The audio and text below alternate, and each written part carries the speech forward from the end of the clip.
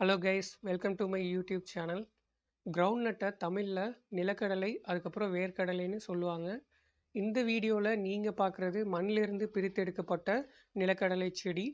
இந்த செடியோட கீழ்ப்பகுதியில் தான் நிலக்கடலை காய்ச்சிருக்கும். இந்த நிலக்கடலை செடியை மண்ணிலிருந்து வெளியே எடுத்து 2 நாள் ஆச்சு. இப்போயே பார்த்தீங்கன்னா செடி ஓரளவுக்கு காஞ்சிருச்சு.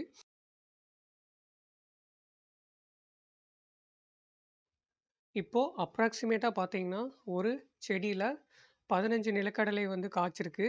ஆனால் அதோட சைஸ் ஓரளவுக்கு சிறுசாக இருக்குது. இதுக்கு காரணம் என்னென்னு பார்த்தீங்கன்னா கிளைமேட்டிக் கண்டிஷன்ஸ்.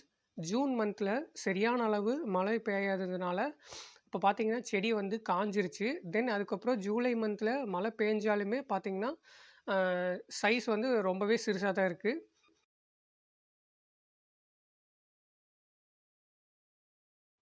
எப்போவுமே பார்த்தீங்கன்னா நிலக்கடலையை விதைச்சி 100லிருந்து 120 நாள் ஆனதும் பார்த்தீங்கன்னா அந்த செடியை மண்ணிலிருந்து வெளியே எடுத்து அதில் இருக்கிற காயை பொறிச்சு அதை விலைக்கு விற்பாங்க. இந்த நிலக்கடலை செடியை மண்ணிலிருந்து வெளியே எடுத்ததும் அதை பஞ்சாக தான் வச்சுருப்பாங்க. அப்படி வச்சா தான் 2வது செடியிலேருந்து நம்ம காயை பொறிச்சு எடுக்கிறதுக்கு ரொம்பவே சிம்பிளாக இருக்கும். இந்த டைமில் பார்த்தீங்கன்னா மழை பெய்யாமல் இருந்தால் தான் அதிகமான ஈல்டிங் எடுக்க முடியும். மழை பெஞ்சதுன்னா செடி அதுக்கப்புறம் காய் 2மே காஞ்சு போயிடும்.